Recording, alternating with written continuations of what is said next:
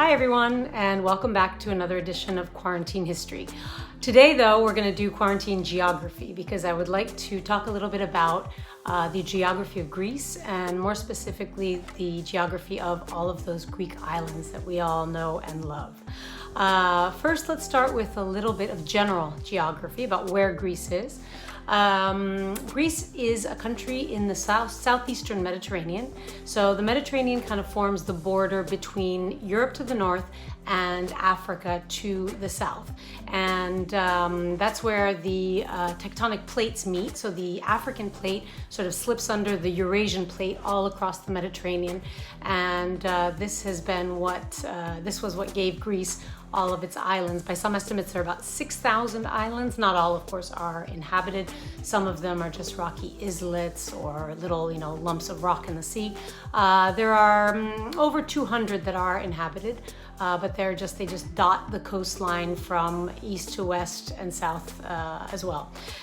So Greece sits at the end of what's called the Balkan Peninsula, which juts out into the Mediterranean Sea. The Balkan Peninsula starts sort of like at the eastern end of the Alps and where the Danube flows to the east.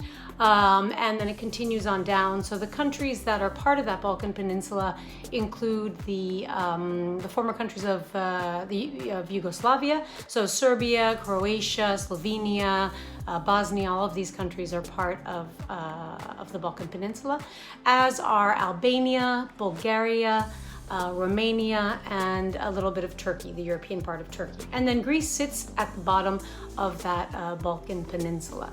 Now, the whole Balkan Peninsula is a very mountainous region, and Greece itself is extremely mountainous. It's in fact one of the most mountainous countries in all of Europe.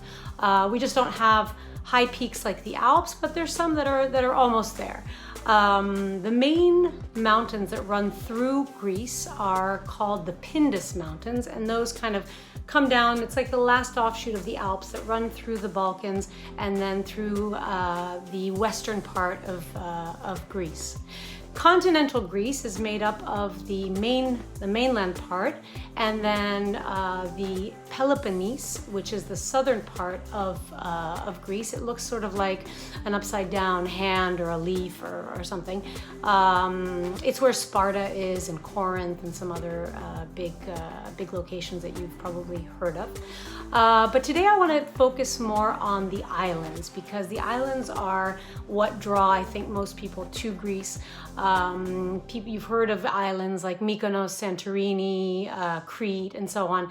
But I want to talk about how those islands are divided up into groups, and each of those island groups that kind of dot the area, the sea around Greece, have very distinct characteristics and culture and so on that we'll talk just briefly about.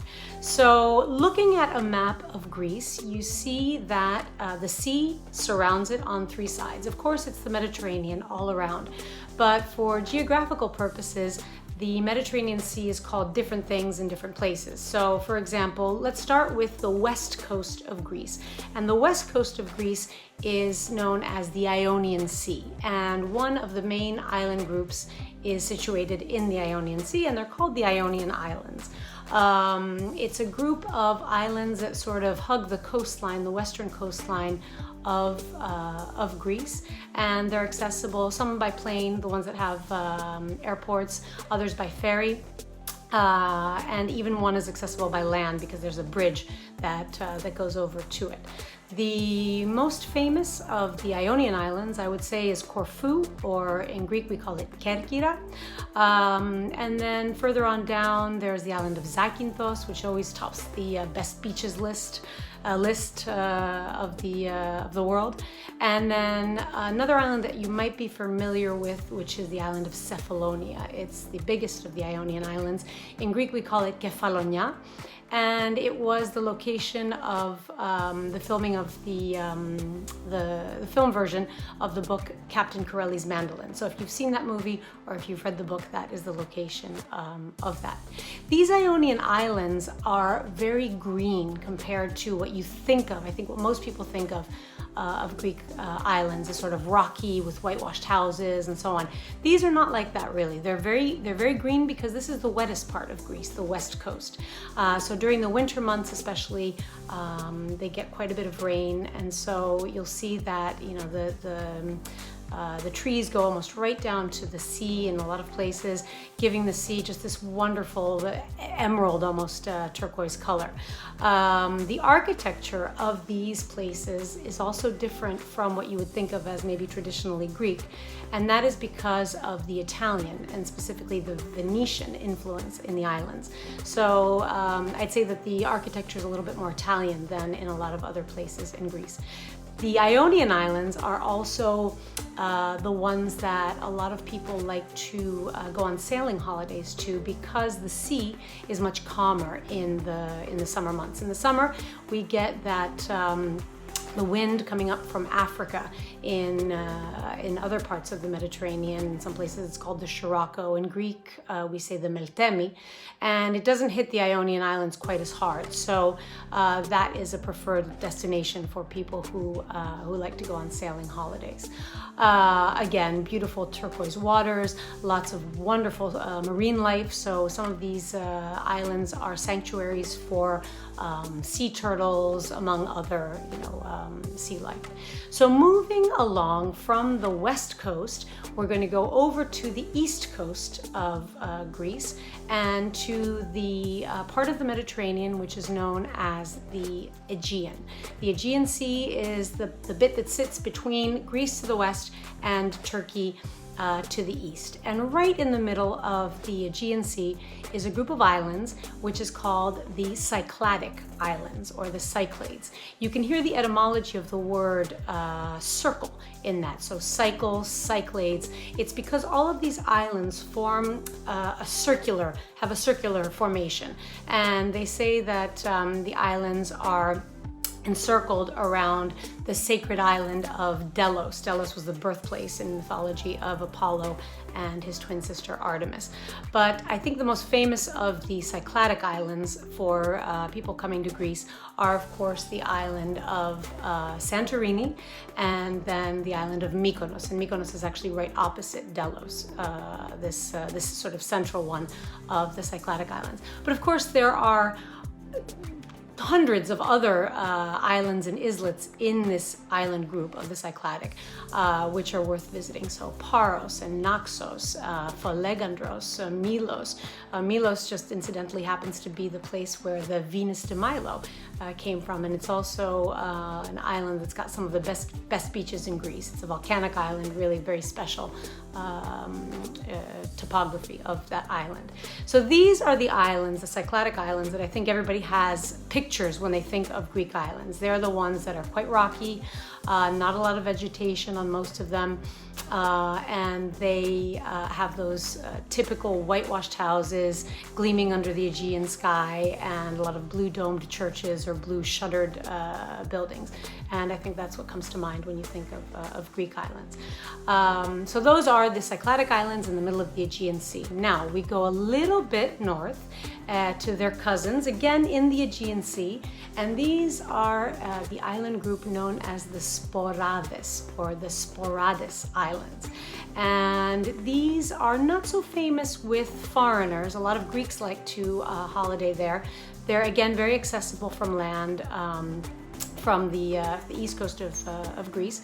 The most famous one, let's say, is the island of Skiathos, which is quite well known for its beaches.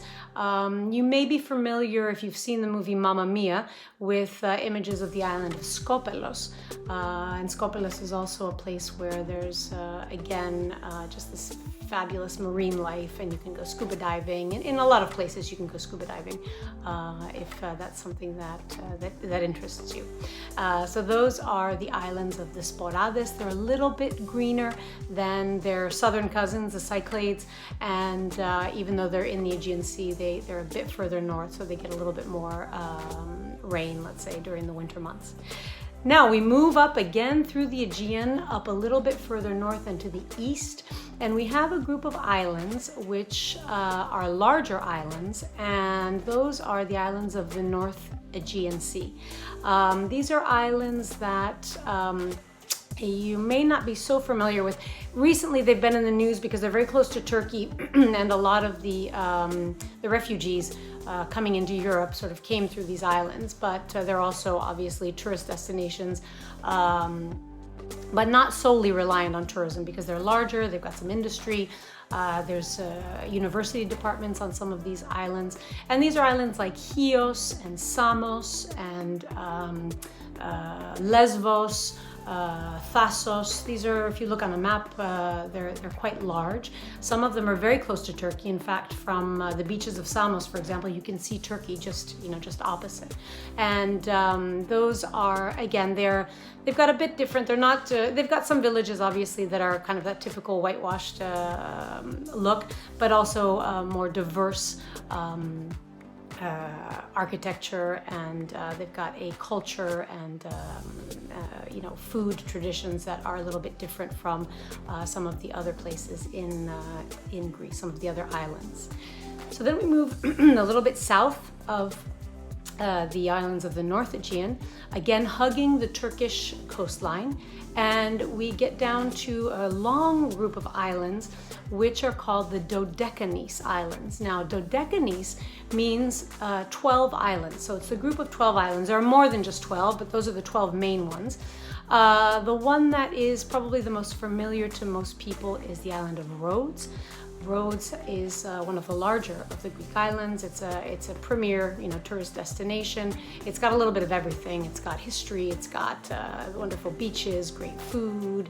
Lots of windsurfers like to go to Rhodes. So it's really it's a full service, let's say, island. But then there are other islands in the Dodecanese which are remarkable for both their geographical kind of makeup and also their history. So just one, for example, is the small island of Patmos. Patmos was in Roman times, so when Romans occupied Greece, it was a place of exile. And in the 1st century AD, St. John was sent there in exile by the Romans, and it's where he wrote the Revelations or the Apocalypse.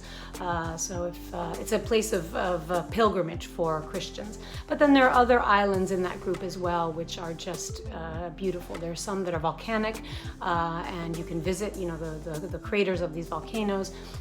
A lot of islands sort of off the beaten path. It's a place that is preferred. They're preferred by people who who like insider kind of vacations. So some of these smaller islands, one in particular which is just gorgeous and very close to Rhodes, is the island of Symi, and that one is for people in the know, let's say.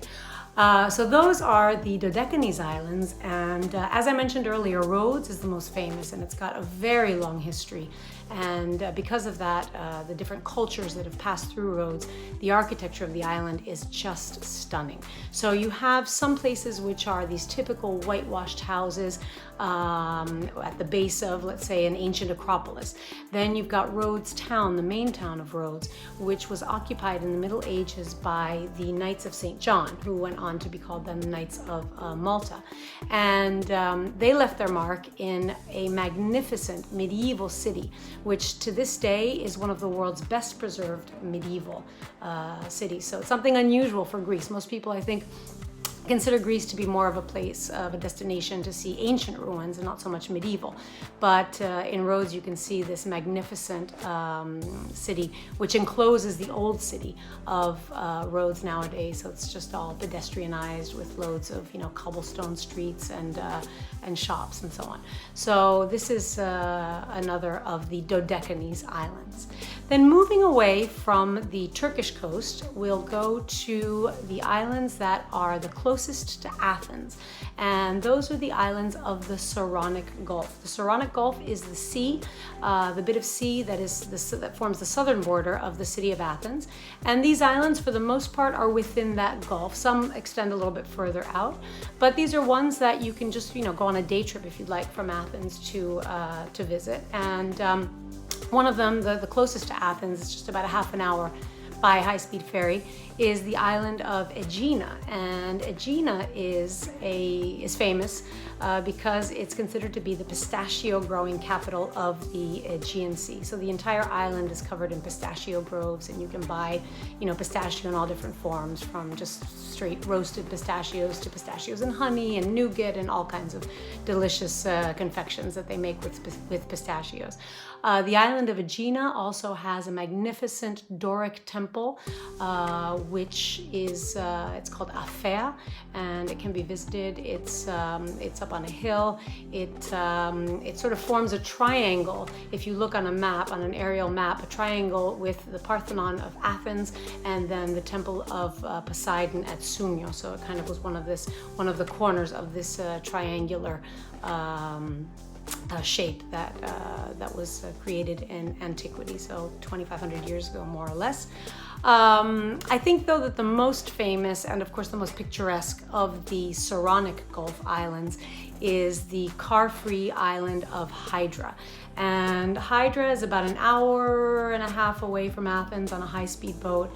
It's just a gorgeous little dry, very rocky island in the middle of this Saronic Gulf whose main characteristic are these beautiful stone mansions that were built by ship owners. It was a very wealthy island a couple of hundred years ago.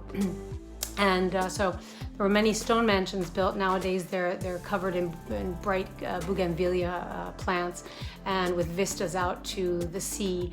As I mentioned, it's a car-free island, which means that in order to get around, you just get around on foot or by donkey for the more adventuresome, or by water taxi that can take you to the different spots kind of around the island.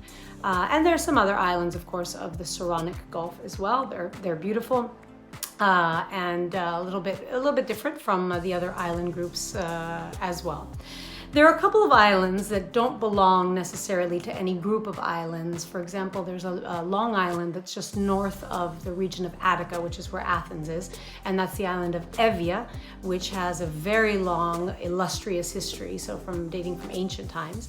And of course, the last island that I would like to talk about, which is the largest of the Greek islands, one of the largest in the Mediterranean, and it's really almost a country to itself, and that is, of course, the island of Crete.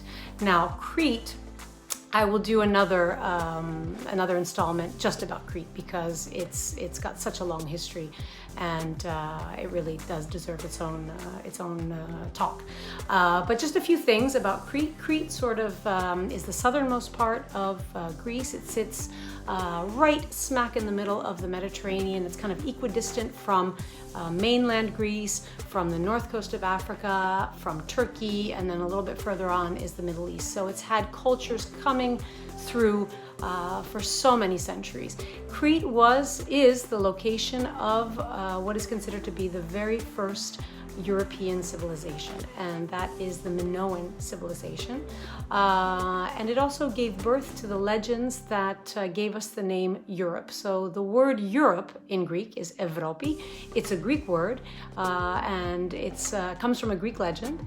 And so in a way, Greece is Europe and Europe is Greece. And this all happened on the island of Crete, or from the island of Crete. Crete has its very own food and music, art, dialect. It really is like its very own country. And it's quite large. There are about 500,000 people living on the island of Crete. Very mountainous, again, like the rest of Greece. Some of the deepest gorges in Europe are also on the island of Crete. Some of the most beautiful beaches in Greece are also there. So it definitely deserves its own installment, which I promise will be coming soon. So that's a little bit about the geography of the Greek islands and Greece in general. And I hope that when this whole lockdown and quarantine is over, you will consider coming to Greece on a holiday, either on an island hopping holiday, or going to just one or two places. Mainland Greece, of course, has fabulous locations as well. It's not just the islands. There are many places on mainland Greece where you feel like you're on an island, because the coastline of Greece is so lacy. It's because of it's so mountainous. We have all of these little coves and inlets, and it's not like we don't have very many places with long sandy beaches. We have these small coves that give this amazing turquoise blue water. And so this is not just on the islands, it's also on the mainland of Greece. There's a whole area in the north of Greece which is just spectacular for holidays and really kind of undiscovered by non-European tourists to this day. So that's the area around the second largest city of Greece. The second largest city is called Thessaloniki. It's in the region of Macedonia, so that name might be familiar because it was the base of Alexander the Great's empire. So there are lots of places there to visit. Also the northwest of Greece, Epirus, which is full of virgin forests and gorges and mountains. And the north of Greece is also home to the highest mountain peak in Greece, which you've probably heard of, and that is Mount Olympus. It's about close to maybe 10,000 feet. It's not as high as the Alps, but it is quite high. We've got several mountains of about that altitude across the country, but this one, Mount Olympus, is in the northeastern part of Greece. So in a nutshell, Greece has a lot of variety. It's a country for all seasons, really. Although I'll give you a little insider tip, and that is that the best time to visit Greece, in my opinion, is probably September, because all the tourists have, for the most part, gone home.